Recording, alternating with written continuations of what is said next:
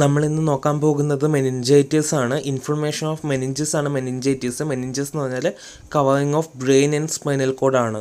മെനിഞ്ചസിന് 3 layers ഉണ്ട്. പിന്നെ ഈ മെനിഞ്ചസ് ആണ് ബ്രെയിനും സ്പൈനൽ കോഡിനൊക്കെ പ്രൊട്ടക്ട് ചെയ്യുന്നതും ന്യൂട്രീഷനൊക്കെ കൊടുക്കുന്നതും. അടുത്തത് ക്ലാസിഫിക്കേഷൻ ആണ്. ഒന്ന് പയോജനിക് അല്ലെങ്കിൽ ബാക്ടീരിയൽ മെനിഞ്ചൈറ്റിസ് ആണ്, ബാക്ടീരിയ ഉണ്ടാക്കുന്നത്. പിന്നെ ട്യൂബർക്കുലസ് മെനിഞ്ചൈറ്റിസ് ആണ്. പിന്നെ അസെപ്റ്റിക് മെനിഞ്ചൈറ്റിസ് ആണ്. ഇതാണ് വൈറസ്, ഫംഗസ്, പ്രോട്ടോസോ ഒക്കെ ഉണ്ടാക്കുന്ന മെനിഞ്ചൈറ്റിസ്. നമുക്കിനി പയോജനിക് മെനിഞ്ചൈറ്റിസ് നോക്കാം. ബാക്ടീരിയൽ മെനിഞ്ചൈറ്റിസ് എന്ന് വിളിക്കുന്നുണ്ട്, ബാക്ടീരിയ ഉണ്ടാക്കുന്നതുകൊണ്ടാണ്. പിന്നെ കോമൺ ഇൻ നിയോനൈറ്റ്സിലും ഇൻഫൻസിലും ഇത് കോമൺ ആണ്. ഇനി എത്തിയോളജി നോക്കുകയാണെങ്കിൽ പ്രൈമറി ഇൻഫെക്ഷൻ ഓഫ് മെനിഞ്ചസ് ഉണ്ട്. പിന്നെ അല്ലെങ്കിൽ metastatic spread from nearby or distant pyogenic focus, അതായത് ദൂരെ എവിടെയെങ്കിലും അല്ലെങ്കിൽ അടുത്ത് എന്തെങ്കിലും ഈ ഒരു ഇൻഫെക്ഷൻ ഒക്കെ ഉണ്ടെങ്കിൽ അവിടുന്ന് ബ്ലഡ് വഴി ഇവരിലേക്ക് എത്തും, അതായത് മെനിഞ്ചസിലേക്ക് എത്തും.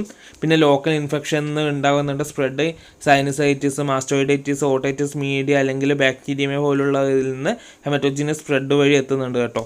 പിന്നെ ന്യൂമോണിയ, പയോഡേർമ, എംഫൈമ, ഓസ്റ്റിയോമൈലൈറ്റിസ് പോലുള്ളതിൽ നിന്നും മെനിഞ്ചസിലേക്ക് സ്പ്രെഡായിട്ട് മെനിഞ്ചൈറ്റിസ് ഉണ്ടാക്കുന്നുണ്ട്. ഇനി നമുക്ക് ഓരോ ഏജ് വൈസ് ഏതൊക്കെ ബാക്ടീരിയാസ് ആണ് ബാക്ടീരിയൽ മെനിഞ്ചൈറ്റിസ് ഉണ്ടാക്കുന്നത് നോക്കാം. ന്യൂനേറ്റ്സിലാണെങ്കിൽ ഈക്കോളൈ, ന്യൂമോണിയ, OS ഒക്കെ ഉണ്ടാക്കുന്നുണ്ട്. ഇൻഫൻസിലും യങ് ചിൽഡ്രനിലും നമ്മുടെ ഇൻഫ്ലുവൻസസ്, ന്യൂമോണിയ, മെനിഞ്ചോകോക്കി തുടങ്ങിയവ ഉണ്ടാക്കുന്നുണ്ട്. 3 വയസ്സ് കഴിഞ്ഞ കുട്ടികളിലൊക്കെ ബാക്ടീരിയൽ മെനിഞ്ചൈറ്റിസ് ഉണ്ടാക്കുന്ന പ്രധാന കാരണം ന്യൂമോകോക്കയാണ് കേട്ടോ. ഇനി പാത്തോഫിസിയോളജി, ഇൻഫ്ലമേറ്ററി സെൽസ് ഈ ഒരു മെനിഞ്ചൽ വാള് ഇൻഫിൽട്രേറ്റ് ചെയ്യും. കോർട്ടെക്സ് എഡിമാറ്റസ് ആകും. Purulent exudates and the base of the ബ്രെയിനിൽ കെട്ടിക്കിടക്കാൻ തുടങ്ങും. Subarachnoid space filled with cloudy and opaque fluid and exudates. ഇത് ഇന്റേണൽ ഹൈഡ്രോസെഫാലസിന് കാരണമാകുന്നുണ്ട്. ത്രോംബോഫ്ലബൈറ്റിസ് കാരണം ഇൻഫ്രാക്ഷനും ന്യൂറോളജിക്കൽ കോംപ്ലിക്കേഷൻ ഉണ്ടാകുന്നുണ്ട്. ഫാറ്റൽ എൻഡോടോക്സിക് ഷോക്ക് ഉണ്ടാകുന്നുണ്ട്. പിന്നെ cerebral oedema changes in composition of CSF, increased ICP, പിന്നെ meningeal infraction due to inflammatory process. പിന്നെ ക്ലിനിക്കൽ മാനിഫെസ്റ്റേഷൻസ് ആണ് നോക്കുന്നത്. യൂഷ്വലി കാണുന്നത് ഹൈ ഫീവർ ഉണ്ട്, ഹെഡ് ഏക്ക് ഉണ്ട്, മാലേസ്, വൊമിറ്റിംഗ്, റെസ്റ്റ്ലെസ്നെസ്, ഇറിറ്റബിലിറ്റി, കൺവൾഷൻസ്. ഇതൊക്കെ കോമൺ ആയിട്ട് വരുന്ന സാധനങ്ങൾ. പിന്നെ ഇതിൽ മെയിനായിട്ട് വരുന്നതാണ് ഫോട്ടോഫോബിയയും ഫോണോഫോബിയയും. പിന്നെ ഇത് ഡയഗ്നോസിസ് ഒക്കെ കൺഫേം ചെയ്യുന്ന രീതിയിൽ വരെ എത്തുന്നതാണ്. ഒന്ന് നെക്കിൻ്റെ സ്റ്റിഫ്നെസ്, പിന്നെ കേർണിക് സൈൻ എന്ന് പറഞ്ഞാൽ ഈ ഒരു പേഷ്യൻ്റ് നമ്മൾ കിടത്തും, എന്നിട്ട് ഈ ഒരു കുട്ടീൻ്റെ മുട്ട് മടക്കിയിട്ട് നമ്മൾ അബ്ഡോമനിൽ വെക്കും. എന്നിട്ട് കുട്ടീനോട് ഈ ഒരു മുട്ട് നിവർത്താൻ പറയും, പക്ഷെ കുട്ടിക്ക് നിവർത്താൻ പറ്റത്തില്ല. പിന്നെ അടുത്താണ് ബ്രൂഡ്സിൻസ്കി സൈന്. ഇവിടെയാണെങ്കിൽ കുട്ടീനോട് നിലത്ത് കിടക്കാൻ പറയും, എന്നിട്ട് കുട്ടിയുടെ കഴുത്ത് പൊക്കും. സാധാരണ രീതിയിൽ പൊക്കുവാണെങ്കിൽ കഴുത്ത് മാത്രമേ പൊങ്ങൂ, പക്ഷേ ഈ ഒരു മെനിഞ്ചൈറ്റിസ് ഉള്ള ആളാണെങ്കിൽ ഈ കാലും കഴുത്തും പൊങ്ങാൻ തുടങ്ങും. ഇനിയിപ്പോൾ കാല് മാത്രം പൊക്കാൻ നോക്കിയാൽ കഴുത്ത് പൊങ്ങാൻ തുടങ്ങും. ഇത് രണ്ടും മെയിനായിട്ട് ഇമ്പോർട്ടൻ്റ് ആയിട്ടുള്ള സൈനാണ് ഈ ഡയഗ്നോസിസ് വരെ കൺഫേം ചെയ്യുന്നത്. പിന്നെ നെക്സ്റ്റ് സ്റ്റിഫ്നെസ് ഉണ്ടാകും.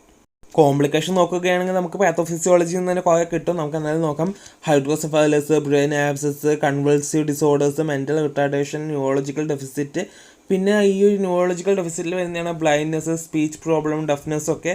നമ്മുടെ ഫുൾ ബ്രെയിനിൽ ഇത് ഫുൾ കെട്ടിക്കടഞ്ഞിട്ട് അവിടെ ന്യൂറോളജിക്കൽ ഫങ്ഷൻസ് ഒക്കെ നല്ലോണം എഫക്റ്റ് ആകും. SIADH ഉണ്ട്. പിന്നെ ഷോക്ക്, മയോകാർഡൈറ്റിസ്, സ്റ്റാറ്റസ് എപ്പിലെപ്റ്റിക്കസ് ഒക്കെ ഉണ്ട്. അടുത്തത് ഡയഗ്നോസ്റ്റിക് വാല്യുവേഷൻസ് ആണ്. നമ്മുടെ കേർണിക് സൈനും ബ്രൂഡസ്കി സൈനും ഇവിടെ വലിയൊരു പങ്ക് വഹിക്കുന്നുണ്ട്. ഇതുകൂടാതെ തന്നെ ലംബാർ പങ്ക്ചർ ചെയ്തിട്ട് നമ്മുടെ CSF എക്സാമിനേഷന് വേണ്ടിയിട്ട് എടുക്കുന്നുണ്ട്. ഈ CSF എക്സാമിനേഷനിൽ ടർബിഡ് അപ്പിയറൻസ് ഉണ്ടാകും. പിന്നെ ഇൻക്രീസ്ഡ് സെൽ കൗണ്ട് ഉണ്ടാകും ആ ഒരു CSFൽ, സാധാരണ ഉള്ളതിനെക്കാട്ടും കൂടുതൽ. പിന്നെ പോസിറ്റീവ് ഓർഗാനിസം നമ്മുടെ ഈ CSF എക്സാമിനേഷൻ കൾച്ചർ ചെയ്യുമ്പോൾ കിട്ടുന്നുണ്ട്. Elimination of CSF pressure more than നോർമലിനെക്കാട്ടും കൂടുന്നുണ്ടാവും CSFൻ്റെ പ്രഷർ. പിന്നെ CT സ്കാനോ റാപ്പിഡ് ഡയഗ്നോസ്റ്റിക് ടെസ്റ്റിൽ വരുന്നതാണ് കൗണ്ടർ കറന്റ് ഇമ്മ്യൂണോ ഇലക്ട്രോഫോറസിസും, പിന്നെ ലാറ്റക്സ് അഗ്ലൂട്ടിനേഷൻസും. പിന്നെ നോൺ സ്പെസിഫിക് ടെസ്റ്റിൽ വരുന്നതാണ് reactive protein, CSF lactic acid level, പിന്നെ പോളിമറൈസ് ചെയിൻ റിയാക്ഷൻ, PCR ഒക്കെ. പിന്നെ റൂട്ടീൻ എക്സാമിനേഷനിൽ വരുന്നതാണ് blood, urine analysis, x-ray, skull, chest. കാരണം സ്കള്ള്, ചെസ്റ്റ് ആ ഭാഗങ്ങളിൽ നിന്നൊക്കെയാണ്. ന്യൂമോണിയ ചെസ്റ്റിൽ വരില്ലേ, അവിടെ നിന്ന് പോകുന്നുണ്ട്. പിന്നെ സ്കള്ളിൻ്റെ വരുന്നതെന്ന് വെച്ചാൽ നമ്മുടെ സൈനസൈറ്റിസ്, അങ്ങനെ ഉള്ളിൽ ഭാഗങ്ങളിൽ നിന്നൊക്കെയല്ലേ അങ്ങോട്ടൊക്കെ സ്പ്രെഡ് ആകാൻ ചാൻസ് ഒക്കെ ഉള്ളത്. അതൊക്കെ വെച്ച് നോക്കിയിട്ടാണ് കേട്ടോ. ഇനി മാനേജ്മെൻ്റ് ആണ് വരുന്നത്. ആൻറ്റിബയോട്ടിക് ആണെങ്കിൽ penicillin, cefotaxime, ceftriaxone, ampicillin, gentamicin, amikacin, chloramphenicol ഒക്കെ യൂസ് ചെയ്യുന്നുണ്ട്.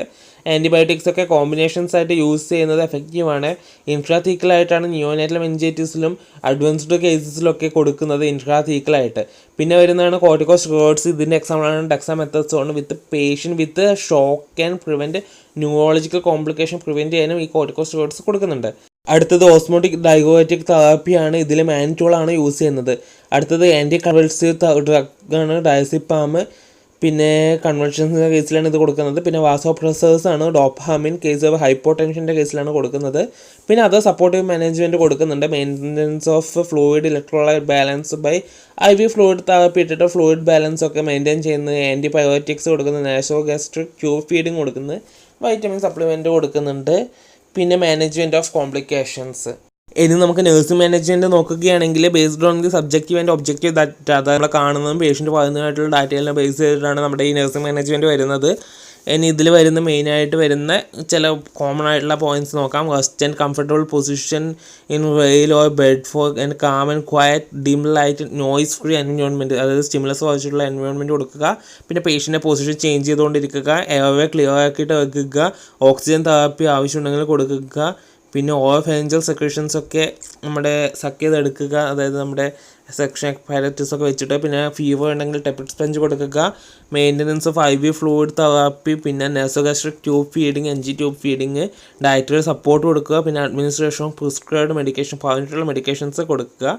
ഇതുകൂടാതെ personal hygiene, bowel bladder functioning നോക്കുക, പ്രിവെൻഷൻ ഓഫ് ഇഞ്ചുറി തടയാൻ വേണ്ടിയിട്ടുള്ള കാര്യങ്ങളൊക്കെ എടുക്കുക. പിന്നെ മോണിറ്ററിങ് ഓഫ് പേഷ്യൻ്റെ കണ്ടീഷൻ മോണിറ്റർ ചെയ്യുക, കൺവൾഷൻ്റെ ടൈമിലുള്ള കെയർ, പിന്നെ ഇമോഷണൽ സപ്പോർട്ട്, പിന്നെ teaching the patient about continuation of care after discharge, അതായത് ഡിസ്ചാർജിന് ശേഷമുള്ള കെയറുകളെ പറ്റിയിട്ട് പേഷ്യൻ്റുമായിട്ട് ഡിസ്കസ്. അടുത്തത് വരുന്നത് ട്യൂബർക്കുലസ് മെനിഞ്ചൈറ്റിസ് ആണ്. TB വരുമ്പോൾ അതിൻ്റെ ഭാഗമായിട്ട്, ആ ഒരു ഇൻഫെക്ഷൻ്റെ ഭാഗമായിട്ട് വരുന്ന മെനിഞ്ചൈറ്റിസ് ആണ്. മൈക്കോബാക്ടീരിയൻ ട്യൂബർക്കുലോസിസ് ആണ് ഇതുണ്ടാക്കുന്നത്. പിന്നെ കോംപ്ലിക്കേഷൻ ഓഫ് ചൈൽഡ്ഹുഡ് ട്യൂബർക്കുലോസിസ് ആണ് ഈ ഒരു ട്യൂബർക്കുലസ് മെനിഞ്ചൈറ്റിസ്. ഒക്രറ്റ് എനി ഏജ്, ഏത് ഏജിൽ വേണമെങ്കിലും ഒക്ര ഉണ്ടാവാം. Usually within A year of the primary infection accompany with miliary tuberculosis. പിന്നെ പാത്തോഫിസിയോളജി നോക്കുകയാണെങ്കിൽ നേരത്തെ പറഞ്ഞ പോലെ തന്നെ ഇൻഫെക്ഷൻ സാധനം മെനിഞ്ചസിൻ്റെ അടുത്ത് എത്തും. ഹെമറ്റോജിനസ് റൂട്ട് ആകാം, ലിംഫാറ്റിക് ആകാം, ലിംഫ് നോഡ് ആകാം.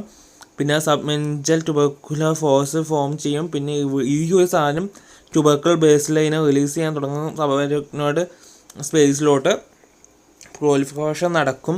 പിന്നെ meningeal surface is covered with exudates and tubercles ഒക്കെ ആയിട്ട് ഈ ഒരു മെൻജൽ സർഫേസ് കവർ ചെയ്യാൻ തുടങ്ങും. ഒബ്ലിറ്ററേഷൻ ഓഫ് സബ്നോട് സ്പേസ് നടക്കും. CSF ഈസ് പുവർലി റീഅബ്സോർപ്ഷൻ കുറയും CSFൻ്റെ. പിന്നെ ഇൻക്രീസ്ഡ് എമൗണ്ട് ഓഫ് CSF ഉണ്ടാകും, അതായത് ഇത് റീഅബ്സോർബ് ചെയ്തില്ലെങ്കിൽ അത് അവിടെ തന്നെ കെട്ടി കിടക്കുമല്ലോ. പിന്നെ ഹൈഡ്രോസെഫാലസിന് ഇത് കാരണമാകുന്നുണ്ട്. പിന്നെ ഡിഫ്യൂസ് എഡിമ ഓഫ് ബ്രെയിൻ ഉണ്ടാകും, ട്യൂബർക്കുലർ എൻസെഫലോപ്പതി ഉണ്ടാകും, വാസ്കുലർ ഒക്ലൂഷൻ ഉണ്ടാക്കും, ഇൻഫ്രാക്ഷൻ ഓഫ് ബ്രെയിൻ ടിഷ്യൂസ് ഉണ്ട്. അടുത്തത് ക്ലിനിക്കൽ മാനിഫെസ്റ്റേഷൻ ആണ്. 3 സ്റ്റേജസ് ആയിട്ട് തിരിച്ചിട്ടുണ്ട്, 3 ഫേസസ് ആയിട്ട്. Prodromal phase and then transitional phase and terminal phase. ഈ 3 ഫേസുകളിൽ ഓരോ സിംറ്റംസ് ഏതൊക്കെയാണെന്ന് നോക്കാം. ഫേസ് 1 അല്ലെങ്കിൽ stage 1 grade fever, anorexia, drowsiness, apathy, headache, vomiting, irritability, disturbed sleep, restlessness, constipation, weight loss, phonophobia, sometimes convulsions ഉണ്ടാകുന്നുണ്ട്. Stage 2 എന്ന് വിളിക്കുന്നത് also known as stage of meningitis എന്നും വിളിക്കുന്നുണ്ട്. Features of increased ICP and meningeal irritation കാണിച്ചു തുടങ്ങുന്നുണ്ട്. ഇതിൽ positive Kernig's sign, പിന്നെ neck rigidity along with fever, bradycardia, drowsiness, delirium, headache, vomiting, respiratory disturbances, unconsciousness ഒക്കെ കാണുന്നുണ്ട്. പിന്നെ കൺവൾഷൻസ്, മോണോപ്ലീജിയ, ഹെമിപ്ലീജിയ ഒക്കെ കണ്ടുവരുന്നുണ്ട്. ഇൻഫൻറ്റ് ആൻറ്റീരിയൽ ഫോണ്ടണയിലെ ബൾജ് ആകുന്നു, ഒക്കുലർ പാരലിസിസ് ഉണ്ടാകുന്നുണ്ട്, പാപ്പിലടിമി ഉണ്ടാകുന്നുണ്ട്. അടുത്തത് ടെർമിനൽ സ്റ്റേജ് ആണ്, 3rd stage, last stage. Stage of coma എന്ന് വിളിക്കുന്ന പാരലിസിസും കോമ ഉണ്ടാകും. ഫീവർ, റെഗുലർ റെസ്പിറേഷൻ, ബ്രഡികാർഡിയ ഉണ്ടാകുന്നുണ്ട്. Pupils are dilated and fixed. Ophthalmoplegia ഉണ്ടാകുന്നുണ്ട്. Hydrocephalus develops in small children and infants. അടുത്തത് ഡയഗ്നോസ്റ്റിക് ഇവാലുവേഷൻ നോക്കുകയാണെങ്കിൽ history of illness, family history of illness, പിന്നെ history of contact with TB patients, physical examination, CSF study by lumbar Panja, increased CSF pressure ഉണ്ടാവും. Clear അല്ലെങ്കിൽ turbid appearance of CSF, increases cell count with presence of lymphocytes and cobweb formation in CSF.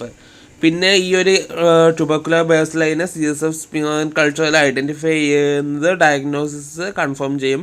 Biochemical study of CSF shows increased protein, പക്ഷേ ക്ലോറൈഡും ഷുഗറും reduced ആയിരിക്കും. പിന്നെ x-ray, skull, CT scan, Mantoux test, routine blood examination like ESR ഒക്കെ ഹെൽപ്ഫുള്ളാണ്. Biochemical markers, server diagnosis and molecular diagnosis ഒക്കെ പുതിയ diagnostic approaches ആണ് ഇതിനോടുള്ളത്.